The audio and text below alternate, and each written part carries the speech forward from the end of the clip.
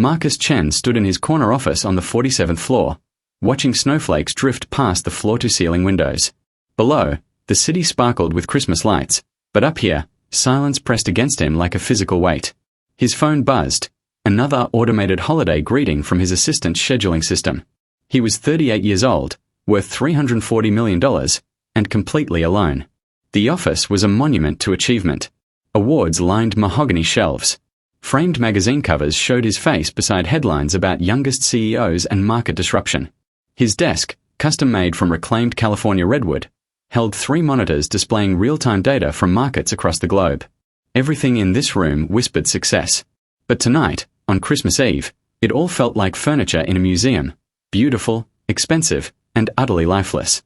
The cleaning crew had left hours ago. His executive team was scattered across the globe with their families.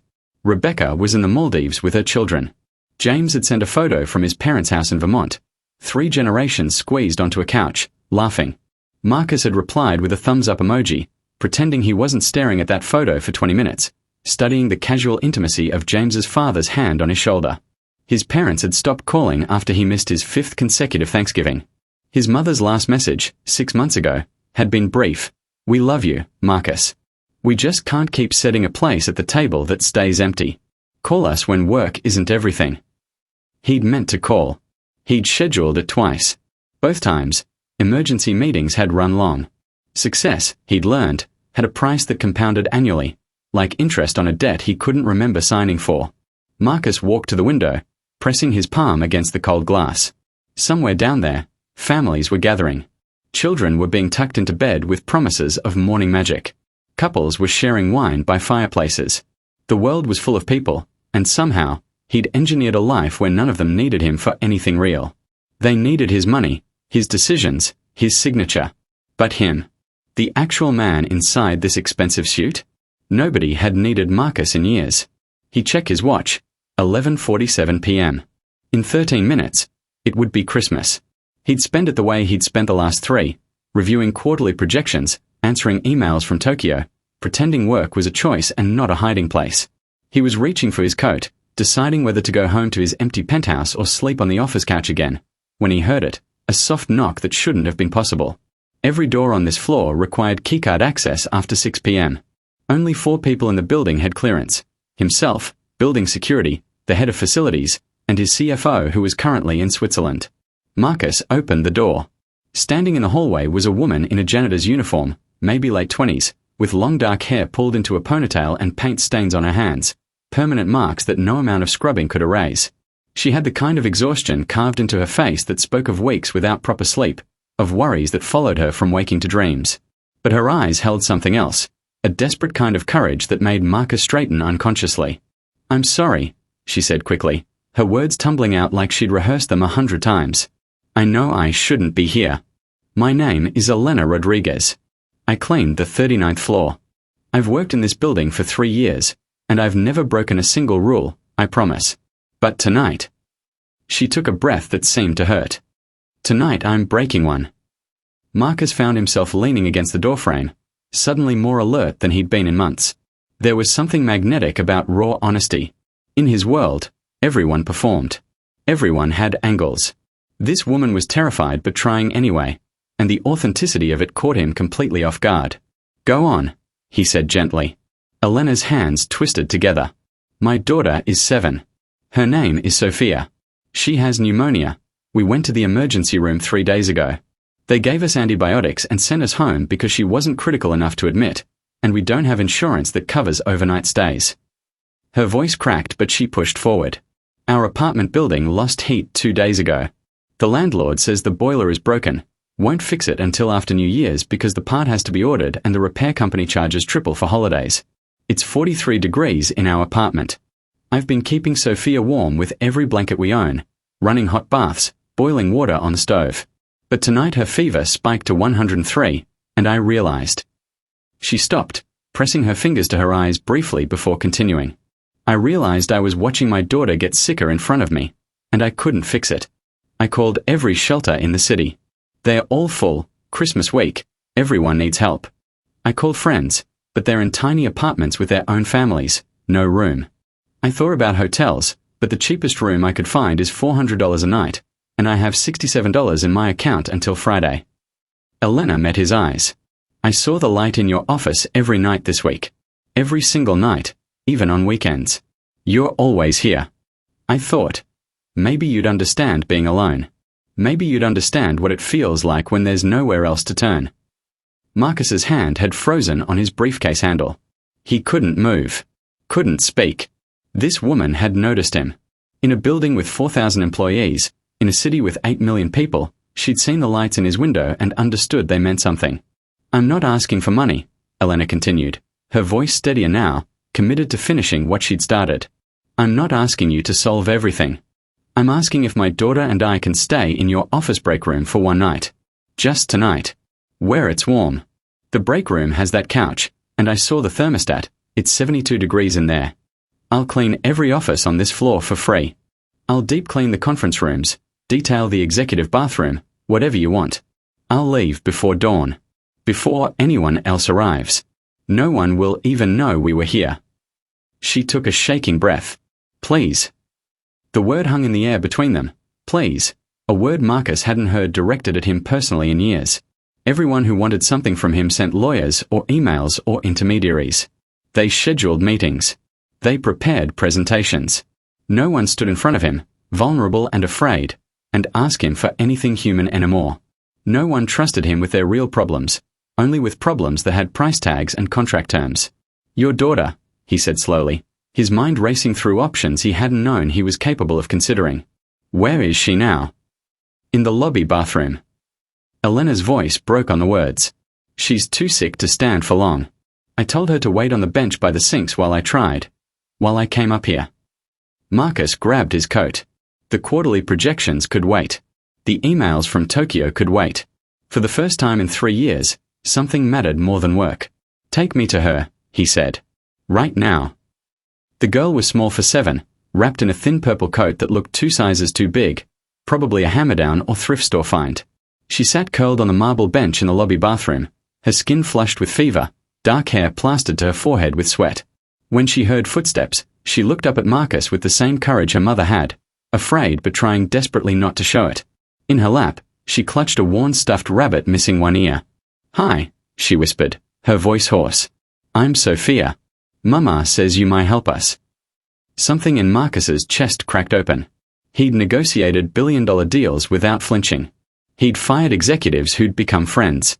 He'd restructured companies knowing hundreds would lose their jobs, telling himself it was necessary for the greater good. But this small girl, looking up at him with fever-bright eyes and cautious hope, shattered something he'd spent years building, the wall between himself and actual human need. He knelt down, ignoring the cold marble floor, ruining the knees of his $3,000 suit. Sophia, how would you like to spend Christmas somewhere warm? Somewhere safe? Her eyes widened. Like a hotel. Better than a hotel, Marcus said, surprising himself with how easily the decision came. Like a real home. 20 minutes later, they were in his car, the black Tesla he rarely drove himself, usually leaving it to his driver. But tonight Marcus gripped the steering wheel, heading to his penthouse in Tribeca, the one he visited maybe twice a month to shower and change clothes. In the rearview mirror, he watched Elena hold Sophia close in the backseat, both of them silent with a kind of shocked disbelief. Elena protested, her voice tight with fear. Mr. Chen, I didn't mean. I can't accept. What if someone thinks? She was terrified she'd misunderstood, terrified she'd made a terrible mistake trusting a stranger, terrified this successful man might want something in return that she couldn't give. Elena, Marcus said quietly, meeting her eyes in the mirror.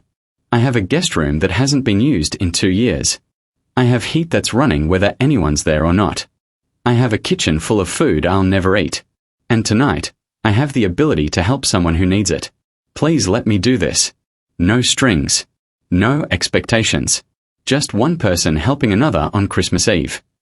Sophia had fallen asleep against her mother's shoulder by the time they pulled into the underground parking garage. Marcus carried the girl to the elevator, feeling the heat radiating from her small body, remembering distantly when his sister's children had been this age, before he'd stopped attending family gatherings, before he'd become too busy to remember their birthdays. The penthouse was pristine and empty, a showpiece that could have been photographed for architectural magazines. A designer had decorated it for Christmas, a 10-foot tree with coordinated silver and white ornaments, garlands draped perfectly across the mantel, tasteful wreaths on every door. Marcus paid a service $15,000 annually to maintain the apartment, to make it look lived in, to rotate flowers and stock the refrigerator. But he'd never actually celebrated anything here. It was another monument to success, another beautiful empty space. "This is where you live?" Sophia asked groggily as Marcus set her down on the plush carpet. "Sometimes," Marcus admitted. "Not enough." He showed them to the guest room, a space larger than many studio apartments, with a king-size bed dressed in Egyptian cotton sheets and a view of the city that usually cost $2,000 a night in hotels. Elena stood frozen in the doorway, overwhelmed. Marcus pretended not to notice her eyes filling with tears. "The bathroom is through there," he said, keeping his voice steady and normal.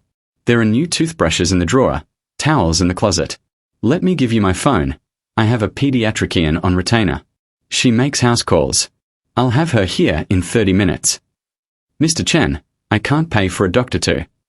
"Marcus," he interrupted gently. "My name is Marcus. And you're not paying for anything. Consider this my Christmas gift to myself, actually using all these resources I've accumulated." He pulled out his phone, already dialing. "Dr. Patel? It's Marcus Chen. I'm so sorry to call on Christmas Eve, but I have a 7-year-old with pneumonia and fever. Yes, I can pay triple your usual rate. Thank you." While they waited for the doctor, Marcus ordered Christmas dinner from 11 Madison Park, the 3-Michelin-star restaurant where he had standing reservations he never used. The chef, who definitely didn't do delivery for anyone except CEOs who tipped in thousands, promised to have a full holiday meal delivered within the hour. Dr. Patel arrived with a medical bag and a warm smile, examining Sophia thoroughly while Elena hovered anxiously. "The antibiotics are working," the doctor confirmed, "but she needs rest, warmth, and fluids. Keep her out of the cold for at least a week. The pneumonia should clear completely with proper care." After the doctor left, Marcus found Elena standing in his massive kitchen, staring at the custom cabinets and marble countertops like she'd entered another world. He poured 2 cups of coffee from the machine he barely knew how to operate. "Why are you doing this?" Elena asked, her voice barely above a whisper. "You don't know us. We are nothing to you. You could have just said no. You could have called building security." Marcus stared into his cup, watching the steam rise. How could he explain that her knock on his door was the first real thing that had happened to him in years? That her daughter's smile had reminded him he was human, not just a CEO. 3 years ago, he began slowly, I worked a 100-hour week to close a deal worth $50 million. I was in the office on Thanksgiving, Christmas, New Year's. I told myself it mattered, that I was building something important, that the sacrifice was worth it. He looked up at her. "Last month, I realized I couldn't remember the last time someone asked me how I was feeling. Not how the merger was going. Not about profit margins or stock prices. Just, how was I? How was Marcus, the person?" Elena set down her coffee cup. "How are you?" she asked quietly.